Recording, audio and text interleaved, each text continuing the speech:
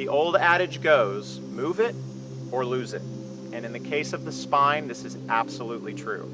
See, when we start out as kids, our life is defined around play and movement and exploration. However, when we become adults, our life revolves around another activity, sitting. Sitting, and did I mention more sitting? And as a result, millions of people are struggling with chronic pain, injuries resulting in major surgeries. However, the spine was made to move. Did you know that 24 out of the 33 vertebrae are mobile joints? Translation, they were made to move. So let's explore our spines, let's explore some movement, and let's see how much better we can feel after one session. Free your spine.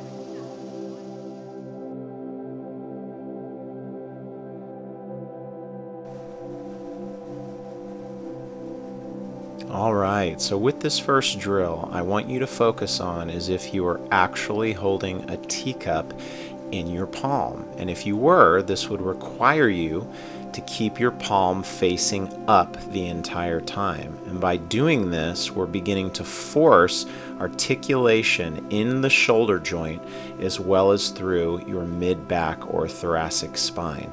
So I want you to take big, slow looping circles, really focusing on trying to keep that palm facing up the entire drill.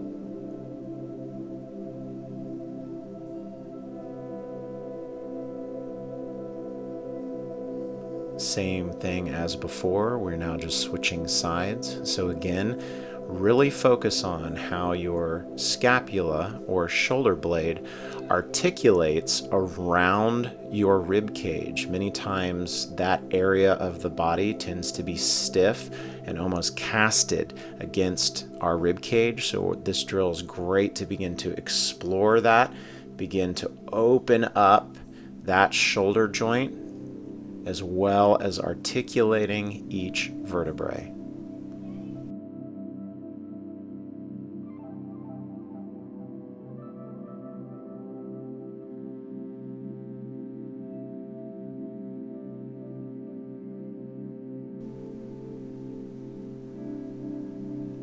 Now, what we are going to do is use what we have learned from the previous drill using a single arm, and we're going to combine both arms into one cohesive movement. This is going to require a little bit more articulation as well as joint range of motion.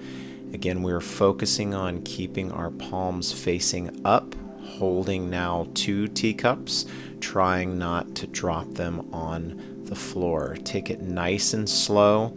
Again, focus on your scapula rotating and moving, gliding and articulating around that rib cage, and try to open up as much as you possibly can. You can also get a little more torso movement by flexing forward as we come down and then extending backwards as we go up. Nice and slow, get in touch with your scapula.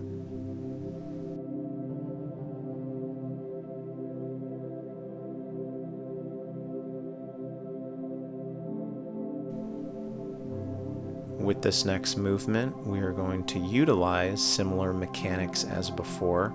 However, we are now going to change direction. So we are now initiating the movement by inwardly rotating our hand. Again, same mechanics apply though. We're trying to keep that palm facing up, not dropping our teacup. This will force, again, more joint articulation in the shoulder as well as through the scapula and the thoracic spine.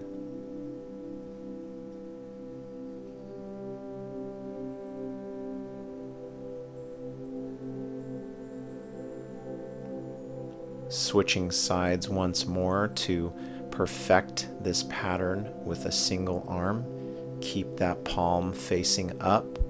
And again, really try to move the spine both forward as we rotate inward and backward also, getting as much movement as possible through multiple joints at the same time.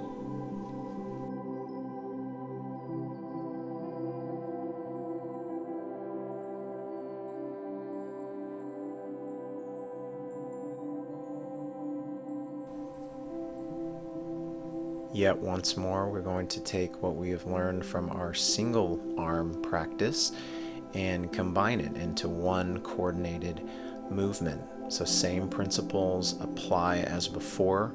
We're trying to keep that palm facing up the entire time so we get maximum amount of movement through our shoulder and our thoracic spine. Again, we can focus on a little bit more torso movement as we internally rotate, flex forward, and then extend back as we externally rotate that shoulder. And one of the key terms here is exploration. Explore this movement. If you find difficulty completing it, make a mental note of that. Ask yourself, why can't that joint move through that full range of motion? But with practice and consistency, you'll find more movement, more articulation. Explore and go nice and slow.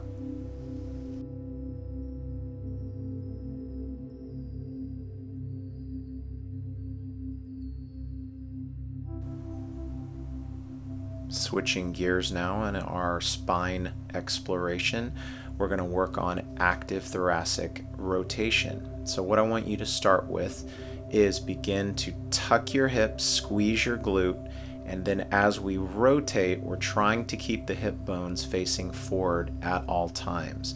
This will then work up the kinetic chain and force more thoracic movement and rotation. It is common to feel possible cramping in your rib cage and scap.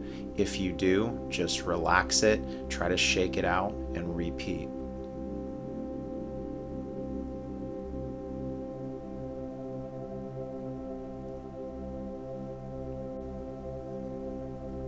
Same drill as before, we're just working the opposite side now. Again, really focus on in the beginning of the movement. Tuck your hips, squeeze your glute to try to stabilize your lumbar, and then try to get as much rotation through that upper back as possible.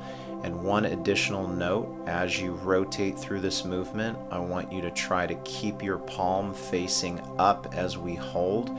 This will drive the scapula down and against the rib cage, which is highly beneficial for that area. Again, breathe through it, nice and slow.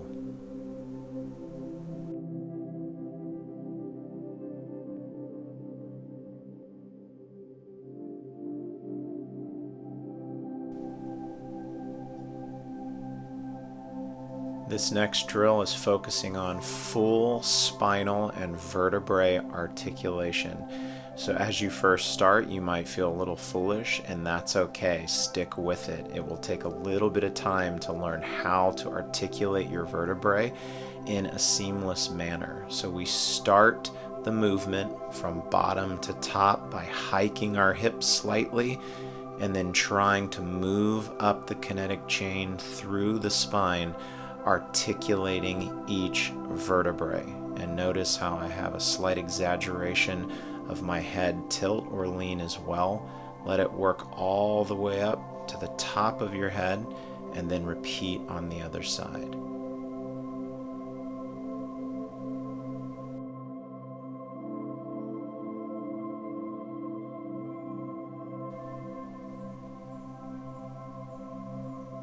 Now we're going to work on the reverse pattern by starting at the top and working down towards the bottom.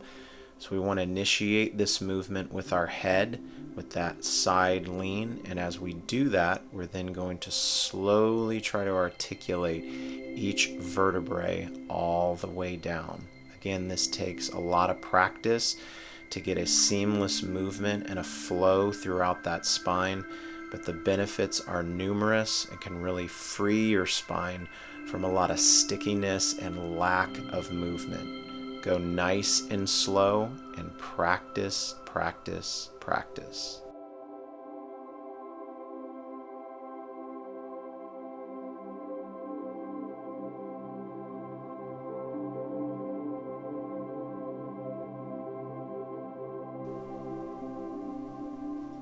Now we're going to add an element of complexity to our lateral spinal wave and also work our neurology a little bit more by combining both bottom to top and top to bottom lateral spinal waves. So again, I'm doing a 3 count of a bottom to top, followed by a 3 count of top to bottom. And again, this takes a lot of practice to know how to switch and transition, but again, it adds an element of complexity to it as you get more proficient in a specific pattern.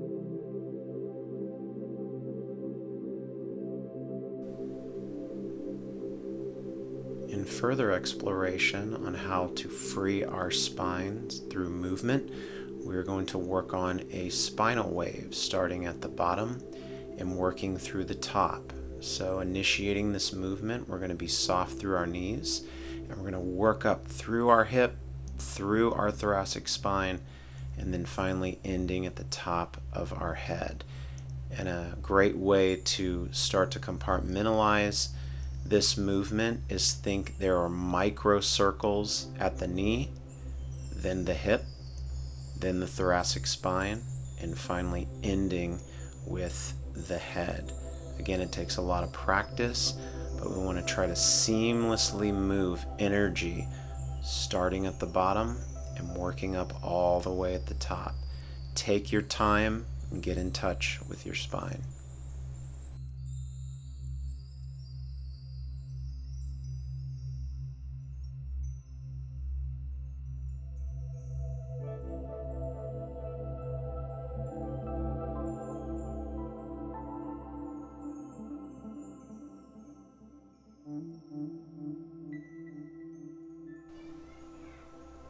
Once again, we are going to now work the reverse pattern of the spinal wave by starting at our head and working all the way down to our knees. So similar as before, we're trying to initiate movement through the head, then the thoracic spine, then the hips, and finally through the knees. Micro circles through each major portion of the body.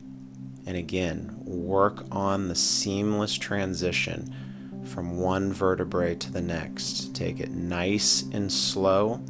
Focus on your spinal movement.